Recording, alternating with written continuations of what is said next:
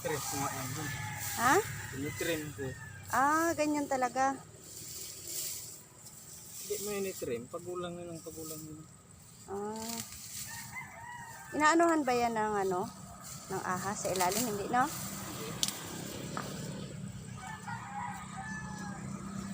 Okay na? Okay to lang. Pagdating doon sa bahay, himayin mo yan, ha?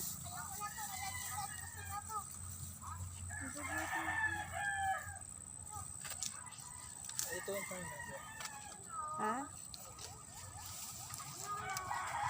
Ito, dalhin mo rin tong tanlad o kasi lagyan na yan ng tanlad. Bumili kayo ng ano? Ate! Gata. Ate! Ate?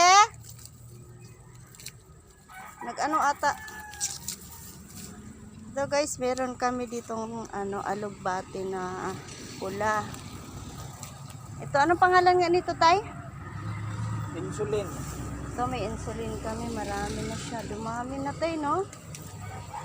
Yan, may mga saluyot. Maliliit pa.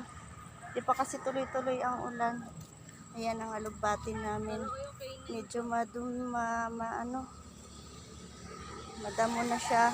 Pero maraming ano, may mga tawa-tawa siya. Ayan, may ano kami siling demonyo, tawag dyan siling demonyo. Wala siyang bunga ngayon. Ang saging namin dito, tinanggal. Yan na lang ang natira. Kasi bawal daw. Bali,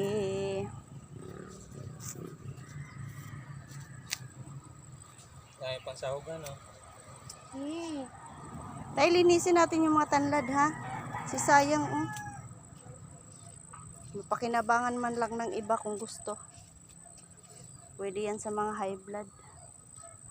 Pinamimigay ko nga sa mga bumibili. Kaya nga, di ba? Kaysa naman maano lang, mabulok. Okay. Yan lang po muna.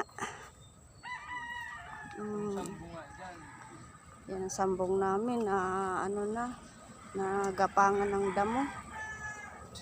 Ay, naku. Lilinisin pa namin.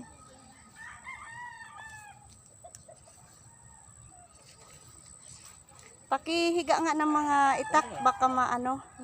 Parang ang dami na eh. Ewan ko sa'yo, di ko naman ma-estimate yan, ano yan. Eh, ang gata niyan, paano? Hindi, basta yung paglagay mamaya. Hindi maubo. Ito ang kagandahan pag may mga tanim ka. May naha-harvest. Hindi ka na kailangan bumili. Sa dyan lang yung ano, katay na. Kaya kahit na may mga trabaho kami parehas, singit namin. Sabi ko kasi ano itong itak at baka masipa mo. May singit namin yan. Kasi sayang wala namang ibang gagawa. Yan. Sige, yan lang po muna guys.